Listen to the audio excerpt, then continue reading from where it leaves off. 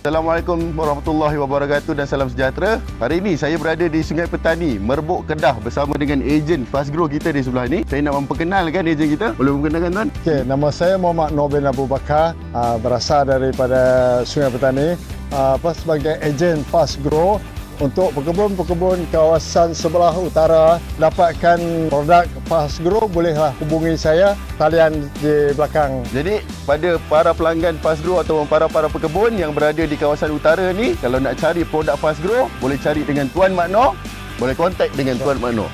Datang ke kedai Tuan Mak Noh di Merbuk, Sungai Petani, Kedah. Terima kasih.